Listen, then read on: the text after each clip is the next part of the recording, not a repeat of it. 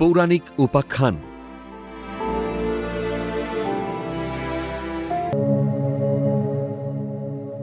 পঞ্চপাণ্ডবের জন্মকাহিনী কি?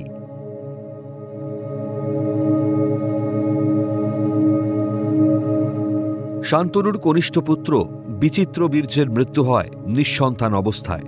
হস্তিনাপুর রাজাহীন দেখে রাজমাতা সত্যবতী তার জ্যেষ্ঠতম পুত্র ব্যাসদেবকে আহ্বান করেন তার দুটি বিধবা পুত্রবধূ অম্বিকা ও অম্বালিকার গর্ভে নিয়োগ প্রথায় দুটি সন্তান উৎপন্ন করতে। ব্যাসদেবের মন্ত্র বলে অম্বালিকার গর্ভসঞ্চার হলে তিনি একটি পাণ্ডুবর্ণ সন্তানের জন্ম দেন। এই সন্তানের নাম হয় পাণ্ডু। পাণ্ডুর নামের অর্থ ফ্যাকাশে। রাজা পাণ্ডুর বিয়ে হল কিভাবে?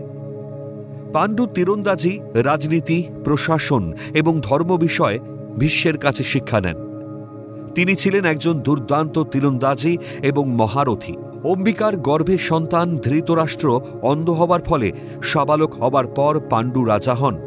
তিনি যথেষ্ট প্রজাবৎসল ছিলেন। ভীষ্মের তত্ত্বাবধানে রাজা কুন্তী ভোজের পালিত কন্যা কুন্তীকে বিয়ে করেন। মৈত্রীর জন্য এবং যুদ্ধ এড়াতে তিনি মদ্রদেশের রাজকন্যা মাদ্রির সাথেও বিবাহ বন্ধনে আবদ্ধ হন। এই বিবাহের জন্য ভীষ্ম মদ্ররাজকে বহু মূল্যবান উপহার দিয়েছিলেন। ভীষ্ম এই বিবাহের প্রস্তাব করেছিলেন কারণ পরবর্তীকালে সিন্ধু রাজ্য, কাশী, অঙ্গ, ত্রিগর্ভ রাজ্য, কলিঙ্গ, মগধের অঞ্চলগুলি হস্তিনাপুরের আয়ত্তে আনতে। এভাবে তিনি সমস্ত রাজাদের ওপরে তার আধিপত্য প্রতিষ্ঠা করেন এবং তার সাম্রাজ্যের পরিধি আরও বাড়িয়ে তোলেন। কিন্দমমণির অভিশাপ কি ছিল? রাজা পাণ্ডু বিয়ের পর মৃগয়ায় গিয়ে তিনি ভুলবশত দুটি মিলনরত হরিণকে তীরবিদ্ধ করেন।